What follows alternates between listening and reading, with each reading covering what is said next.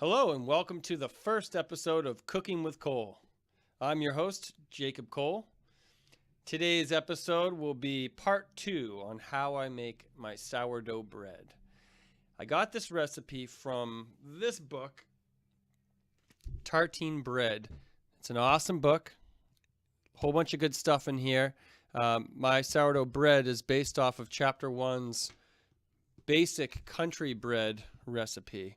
And what we're going to focus on today is the part 2, which is making the leaven and mixing the dough. So stay tuned and hope you enjoy.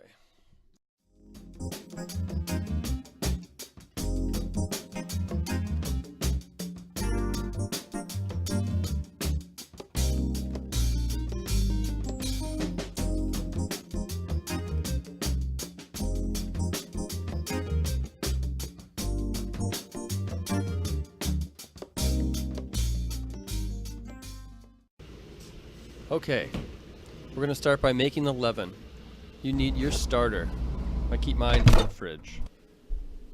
You're also going to need a scale, all-purpose flour, whole wheat flour, and water. So let's look at my starter. I fed this recently, so it's pretty healthy looking. I've gone a couple weeks without feeding it, and it'll start to separate. The water will separate to the top. But it's pretty strong, pretty resilient. I try to feed it about once a week. So this is my starter. And I'll explain how to feed it later.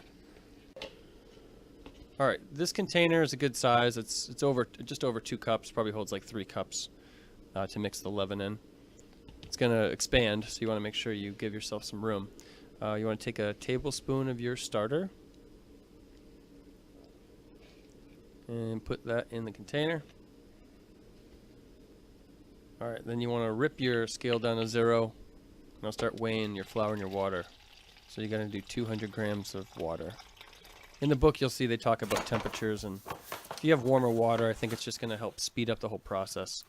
But 200 grams of water, 100 grams of all-purpose flour, and then 100 grams of whole wheat flour. Now, mix this up really good. I just use a spoon. I used to use my hands all the time, but it just gets messy. So use a spoon, and most importantly, get all the dry little clumps out. Gotta make sure it's nice and uniform. So just mix that thing up real good. Now put a towel over it and just leave it out. Now I do mine overnight. So I do it, I make this leaven the night before, and in the morning it's ready. Now the other part of this is, while you have your starter out and ready to go, you might as well feed it.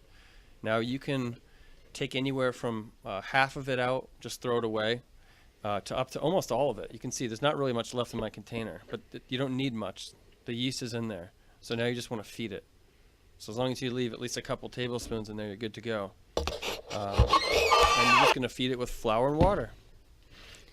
So about the same thing, 50-50 all-purpose to whole wheat flour, and then some water. Now you want to get the right consistency, so you don't want to have it too thick or too liquidy. The first time I mixed this one, that's too liquidy, you can tell right there. So just add more flour. This doesn't really have to be weighed out or too exact. You just want to get the right consistency. So I added a little more flour, both the AP and the whole wheat. Mix it up, and here we go. This right here is kind of what you're shooting for. Nice, like thick pancake or like a biscuit mix. Alright, put the top back on, same thing. Throw it in a spot overnight, or at least for like 12 hours, and you're good to go.